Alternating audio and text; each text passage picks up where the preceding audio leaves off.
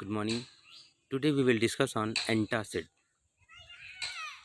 Antacid क्या होते हैं, इनका क्या क्लासिफिकेशन है और इनकी कुछ प्रॉपर्टीज, जिनके ऊपर हम आज के इस वीडियो में डिस्कस करेंगे। सबसे पहले हम लोग जानेंगे एंटासिड क्या होता है।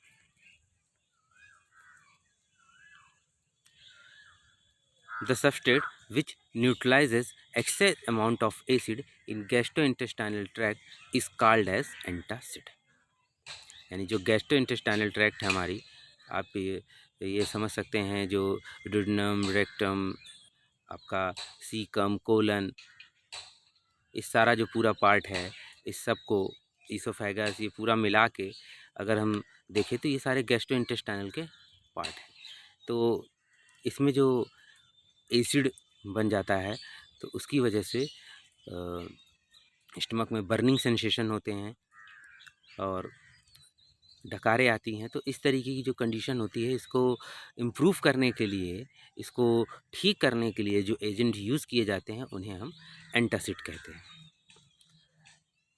फॉर एग्ज़ाम्पल आप sodium bicarbonate, calcium carbonate, magnesium hydroxide, ये सब कुछ ऐसे एजेंट हैं जिनको हम एज अ एंटासिड यूज़ करते हैं।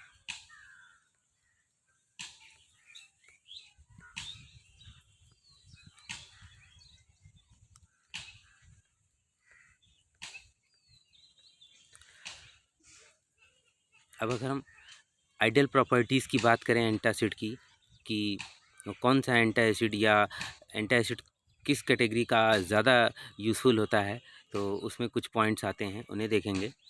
सबसे पहली बात, ये इंसॉल्युबल इन वाटर, वाटर में इंसॉल्युबल होना चाहिए। इसका जो पार्टिकल साइज़ है बहुत ही फाइन होना चाहिए।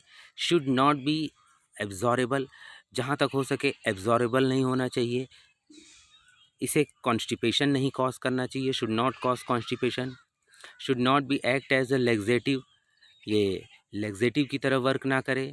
शुड एक्सर्ट इफेक्ट रैपिडली, और इसका जो एक्शन है वो बहुत जल्दी हो। Should not cause systemic alkalosis, क्योंकि हम जानते हैं एसिड को न्यूट्रलाइज करने के लिए बेस की ज़रूरत होती है, और वही बेस हम बॉडी में अपने तब देते हैं जब एसिडिटी बढ़ जाती है।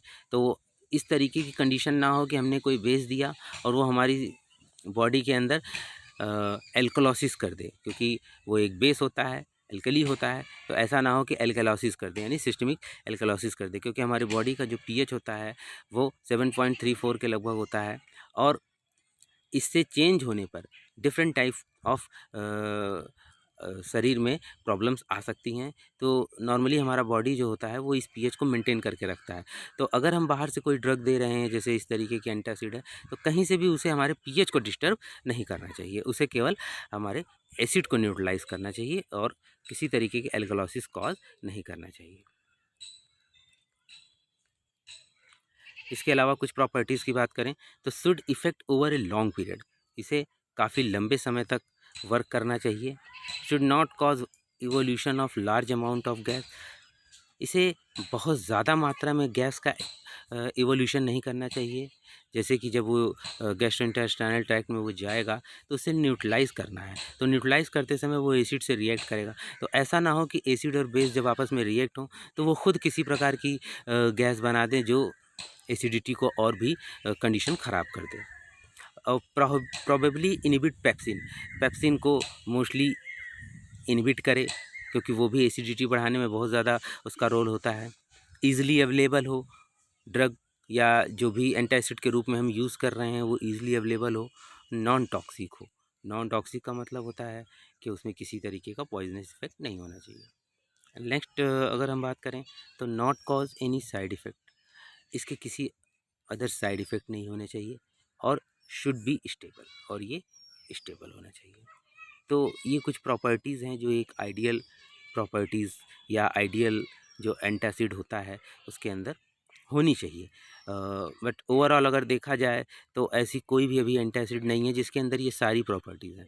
मैक्सिमम प्रॉपर्टीज़ कवर करने वाली एंटासिड हैं, बट सारी प्रॉपर्टीज़ जिसके अंदर हों ऐसी अभी कोई एंटासिड नहीं है।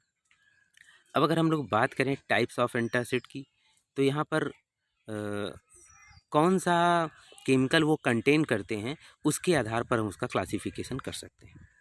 जैसे सोडियम कंटेनिंग एंटासिड, तो उसे हम बोलेंगे सोडियम बाइकार्बोनेट। फिर मैग्नीशियम कंटेनिंग एंटासिड, तो उसे हम बोलेंगे मैग्नीशियम कार्बोनेट। इसी तरह कैल्शियम कंटेनिंग एंटासिड तो calcium carbonate. Aluminium containing antacid तो एल्युमिनियम हाइड्रोक्साइड जेल।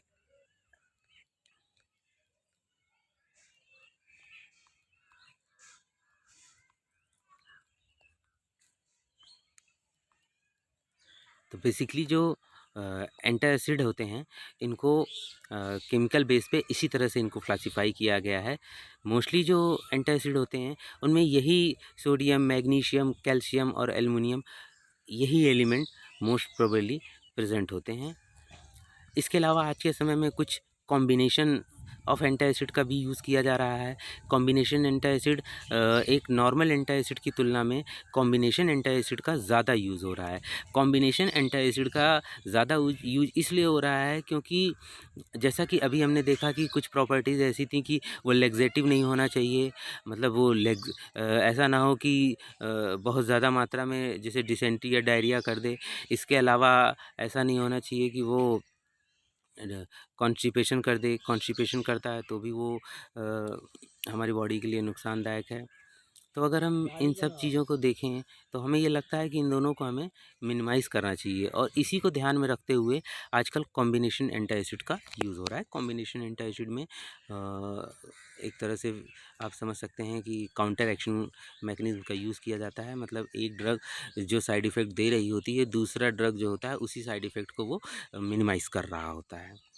तो अगर कोई ड्रग कॉन्स्टिपेशन कर रही है तो दूसरी ड्रग क्या करेगी, उसको लैक्सेटिव इफेक्ट देगी। तो ये दोनों एक्शन को एक तरह से यूज़ करके आजकल कॉम्बिनेशन एंटासिड का यूज़ किया जा रहा है, जो ज़्यादा सक्सेसफुल है इन केस ऑफ एंटासिड।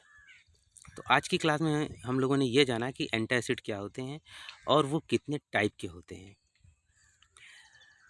इसके बाद अगर ध्यान दे सकते हैं तो एंटासिड को एक दूसरी भी कैटेगरी देखा जा सकता है, एक जिसमें हम कह सकते हैं systemic and non systemic. Systemic को हम एब्जॉर्बल और नॉन सिस्टमिक को हम नॉन एब्जॉर्बल यानी एब्जॉर्बल की कंडीशन में हम रख सकते हैं। अब सिस्टमिक में आपका सोडियम बाइकार्बोनेट आता है और नॉन सिस्टमिक में आपका कैल्शियम कार्बोनेट आता है। तो ये एक दूसरे तरीके का क्लासिफिकेशन है जो एंटासिड को दो भागों में बांटता है। हालांकि ज़्यादा जो सूटेबल क्लासिफिकेशन है वो on the basis of chemical, जो अभी हम लोगों ने देखा। तो this was the classification of antacid, और इसकी जो प्रॉपर्टीज़ हैं इससे रिलेटेड क्वेश्चंस बहुत आते हैं एग्ज़ाम में कि what are the properties, ideal properties क्या होती हैं। तो इसको आप ध्यान से देखें।